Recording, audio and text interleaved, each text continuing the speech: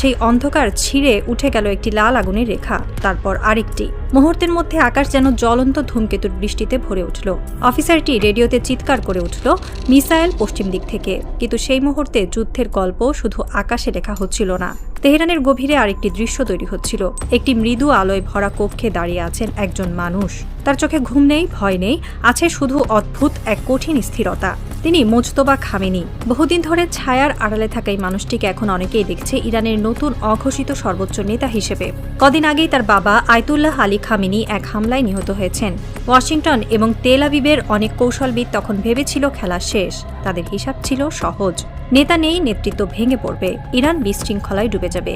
কিন্তু তারা একটি বিষয় ভুলে গিয়েছিল। ইতিহাসে বহুবার দেখা গেছে কোনো কোনো হত্যাকাণ্ড শেষ নয়, বরং নতুন প্রতিশোধের সূচনা। খামেনির রক্ত শুকায়নি এখনও, আর সেই রক্তের উপর দাঁড়িয়েই মোজতবা খামেনি যেন এক নতুন খেলায় নামলেন। তার কণ্ঠ ছিল শান্ত, কিন্তু কথাগুলো ছিল কঠিন। তিনি শুধু বললেন, এখন থেকে যুদ্ধ অন্যভাবে চলবে। ওয়াশিংটনের নীতি নির্ধারকদের মধ্যে তখন অদ্ভুত এক অস্বস্তি তৈরি হয়েছে, কারণ ইরানের ওপর হামলা চালিয়ে তারা একটি বিশাল ঝুঁকি নিয়েছিল। তাদের ধারণা ছিল নেতৃত্বের মাথা কেটে দিলে প্রতিরোধ ভেঙে পড়বে, কিন্তু বাস্তবতা যেন উল্টো পথে হাঁটতে শুরু করেছে।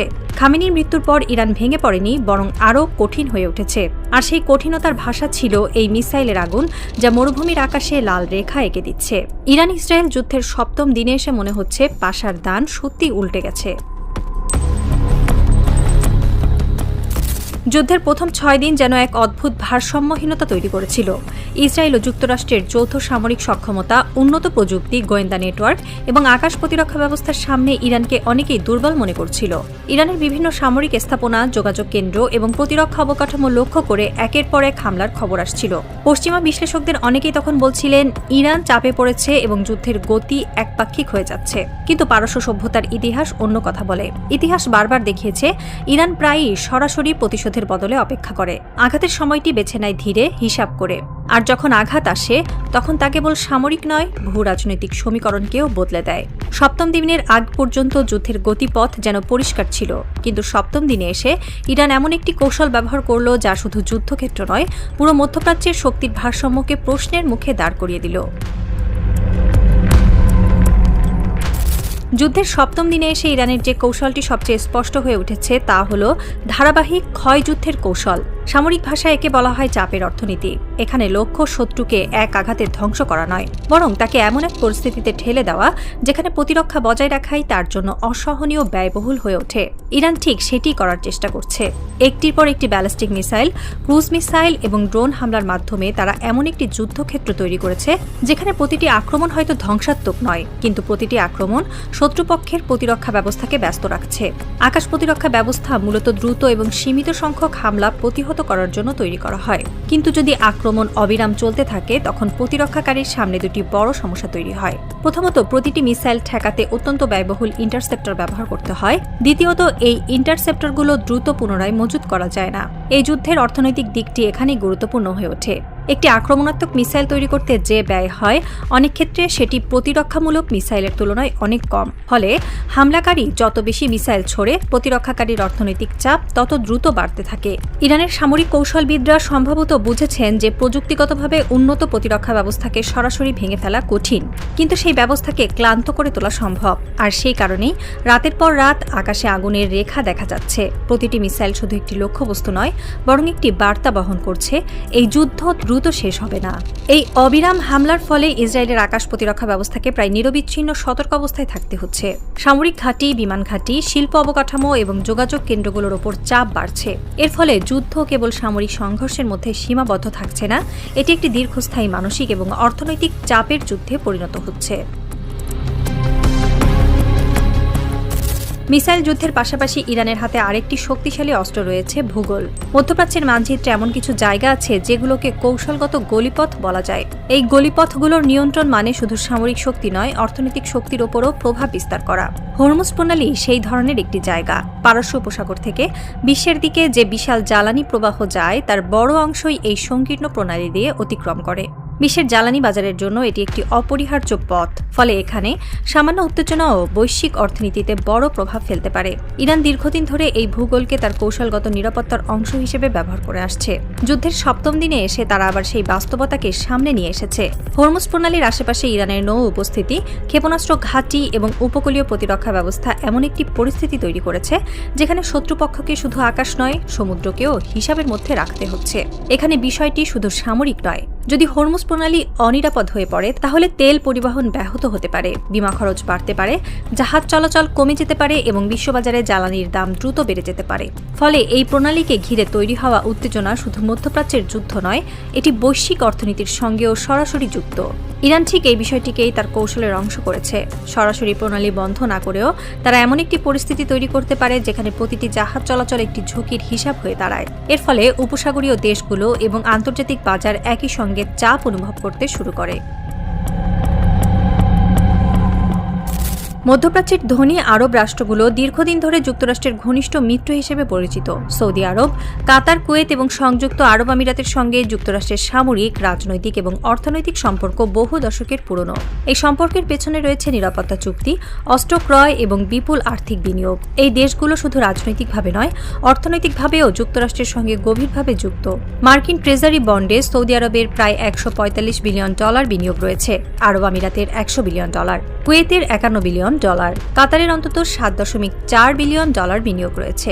এই বিনিয়োগগুলো কেবল অর্থনৈতিক নয়, এগুলো মধ্যপ্রাচ্যের নিরাপত্তা কাঠামোর অংশ হিসেবেও দেখা হয়। কিন্তু যুদ্ধের সপ্তম দিনে এসে উপসাগরীয় দেশগুলোর সামনে একটি কঠিন বাস্তবতা দাঁড়িয়েছে। যদি সংঘাত দীর্ঘায়িত হয় তাহলে তাদের অর্থনীতি এবং নিরাপত্তা উভয়ই চাপের মুখে পড়তে পারে। ইরানের মিসাইল হামলা এবং হরমুজ প্রণালীকে ঘিরে উত্তেজনা এমন একটি পরিস্থিতি তৈরি করেছে যেখানে উপসাগরীয় দেশগুলোকে নতুন করে হিসাব করতে হচ্ছে। তারা একদিকে যুক্তরাষ্ট্রের কৌশলগত মিত্র, অন্যদিকে তারা এমন একটি অঞ্চলে অবস্থান করছে যেখানে যুদ্ধের অর্থনৈতিক প্রভাব সরাসরি তাদের ওপর পড়ে। এ কারণেই অনেক আরব রাষ্ট্র এখন নীরবে পরিস্থিতি পর্যবেক্ষণ করছে। তাদের মূল উদ্বেগ হল যুদ্ধ যেন এমন পর্যায়ে না পৌঁছায় যেখানে জ্বালানি রপ্তানি, বৈশ্বিক বিনিয়োগ এবং আঞ্চলিক স্থিতিশীলতা একসঙ্গে বিপর্যস্ত হয়ে পড়ে। কারণ সেই পরিস্থিতি শুধু একটি যুদ্ধের পরিণতি হবে না, সেটি পুরো মধ্যপ্রাচ্যের অর্থনৈতিক কাঠামোকেই নাড়া দিতে পারে। বর্তমান বিনিয়োগের বাইরে আগামী 10 বছরে উপসাগরীয় দেশগুলো যুক্তরাষ্ট্রে প্রায় $4 ট্রিলিয়ন বিনিয়োগের প্রতিশ্রুতি দিয়েছে। এর মধ্যে শুধু সৌদি আরবের প্রতিশ্রুতি প্রায় $1 ট্রিলিয়ন। এই বিনিয়োগগুলো প্রযুক্তি, অবকাঠামো, জ্বালানি এবং আর্থিক খাতে ছড়িয়ে রয়েছে। ফলে যুদ্ধ দীর্ঘ হলে এই অর্থনৈতিক পরিকল্পনাগুলো পুনর্বিবেচনার মুখে পড়তে পারে। যুদ্ধের অর্থনৈতিক প্রভাব নিয়ে উদ্বেগ বাড়তে থাকায় উপসাগরীয় দেশগুলোর ভেতরে ভেতরে আলোচনা শুরু হয়েছে বলে জানা গেছে। উপসাগরীয় অঞ্চলের অর্থনৈতিক উত্থান মূলত দুটি স্তম্ভের উপর দাঁড়িয়ে। প্রথমটি হল মধ্যপ্রাচ্যের অস্থিরতার মাঝেও নিজেদেরকে নিরাপদ বিনিয়োগ কেন্দ্র হিসেবে প্রতিষ্ঠা করা। দ্বিতীয়টি হল জ্বালানি রপ্তানি থেকে ধারাবাহিক আয়। দুবাই, দোহা কিংবা রিয়াদের মতো শহরগুলোকে দীর্ঘদিন ধরে বৈশ্বিক বিনিয়োগকারীদের জন্য নিরাপদ ও আকর্ষণীয় কেন্দ্র হিসেবে তুলে ধরা হয়েছে। কিন্তু যদি সংঘাত দীর্ঘায়িত হয় এবং হরমুজ প্রণালী নিয়ে অনিশ্চয়তা বাড়ে তাহলে এই নিরাপত্তার ধারণা প্রশ্নের মুখে পড়তে পারে। এটি উপসাগরীয় অর্থনীতির জন্য বড় চ্যালেঞ্জ। এই পরিস্থিতিতে কয়েকটি উপসাগরীয় দেশ তাদের আন্তর্জাতিক বিনিয়োগ চুক্তি পর্যালোচনা করার বিষয়টি বিবেচনা করছে বলে জানা গেছে। যুদ্ধ পরিস্থিতিতে বিশেষ আইন ধারা প্রয়োগ করা যায় কিনা তা নিয়ে আলোচনাও শুরু হয়েছে। এই ধরনের ধারা প্রয়োগ করা হলে কিছু চুক্তির আর্থিক দায়বদ্ধতা সাময়িকভাবে স্থগিত রাখা সম্ভব হতে পারে। একই সঙ্গে ভবিষ্যৎ বিনিয়োগ পরিকল্পনাকেও নতুন করে মূল্যায়নের চিন্তা চলছে। যদিও এসব আলোচনা এখনো আনুষ্ঠানিকভাবে প্রকাশ করা হয়নি, তবু পরিস্থিতির গুরুত্ব বুঝে অনেকেই এটিকে একটি সম্ভাব্য বড় পরিবর্তনের সূচনা হিসেবে দেখছেন। বিশ্লেষকদের মতে এই সংঘাত যদি দীর্ঘস্থায়ী হয় তাহলে এর প্রভাব শুধু মধ্যপ্রাচ্যের নিরাপত্তা পরিস্থিতিতেই সীমাবদ্ধ থাকবে না। উপসাগরীয় দেশগুলোর বৈশ্বিক বিনিয়োগ কৌশল এবং অর্থনৈতিক পরিকল্পনাও এতে প্রভাবিত হতে পারে। মধ্যপ্রাচ্যের ভূ রাজনীতি দীর্ঘদিন ধরেই জ্বালানি, সামরিক শক্তি এবং আন্তর্জাতিক রাজনীতির জটিল সমীকরণের উপর দাঁড়িয়ে আছে। ইরান-ইসরায়েল সংঘাত সেই সমীকরণকে নতুন করে নাড়া দিয়েছে। এই যুদ্ধ শুধু একটি সামরিক সংঘর্ষ নয়, এটি অর্থনীতি, জ্বালানি এবং বৈশ্বিক শক্তির ভারসাম্যের লড়াইও বটে। রাত আবার নেমে এসেছে উপসাগরের জলে। দূরে দূরে তেলবাহী জাহাজের আলো ধীরে ধীরে নড়ছে। হরমুজ প্রণালীর কালো জলের ওপর বাতাস ভারী হয়ে আছে, যেন সমুদ্র নিজেও জানে পৃথিবীর এক বিপজ্জনক খেলার মাঝখানে দাঁড়িয়ে আছে এই সরু জলপথ। কিন্তু এই নীরবতার আড়ালে আরেকটি দৃশ্য চলছে পৃথিবীর অন্য প্রান্তে। ওয়াশিংটনের একটি আলো জ্বলা কক্ষে মানচিত্র ছড়িয়ে আছে টেবিলের ওপর। লাল বিন্দু, নীল রেখা সতর্কতার সংকেত। প্রতিটি বিন্দু মানে একটি হামলা, প্রতিটি রেখা মানে একটি নতুন ঝুঁকি। ডোনাল্ড ট্রাম্পের মুখে এখন সেই আত্মবিশ্বাসী হাসি নেই যা কয়েকদিন আগেও ছিল। ইরানের উপর হামলা চালানোর সিদ্ধান্ত নেওয়ার সময় তাদের হিসাব ছিল ভিন্ন। পরিকল্পনাটি ছিল দ্রুত, নির্দয় এবং সিদ্ধান্তমূলক। নেতৃত্বের মাথা কেটে দিলে প্রতিরোধ ভেঙে পড়বে, এই ধারণাই ছিল পুরো কৌশলের কেন্দ্র। আয়াতুল্লাহ আলী খামেনিকে হত্যা করা গেলে ইরান নেতৃত্বহীন হয়ে পড়বে, রাষ্ট্রকাঠামো কেঁপে উঠবে এবং কয়েকদিনের মধ্যেই যুদ্ধের ফলাফল স্পষ্ট হয়ে যাবে। এই বিশ্বাসই ছিল তাদের বড় বাজি। কিন্তু যুদ্ধের হিসাব সবসময় কাগজে মেলে না। খামেনির মৃত্যু ইরানকে ভেঙে দেয়নি, বরং সেই মৃত্যু যেন আরেকটি শক্তিকে জাগিয়ে তুলেছে।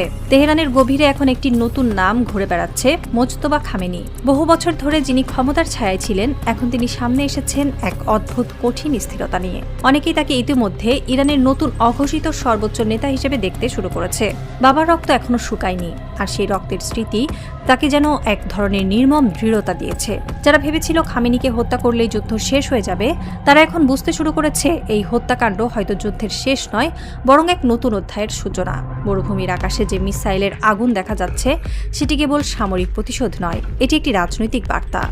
ইরান এই হামলা চালিয়ে বিশাল ঝুঁকি নিয়েছে, কিন্তু সেই ঝুঁকির মধ্যেই তারা দেখাতে চাইছে একজন মানুষকে হত্যা করা যায়, কিন্তু একটি রাষ্ট্রের প্রতিরোধকে এত সহজে শেষ করা যায় না।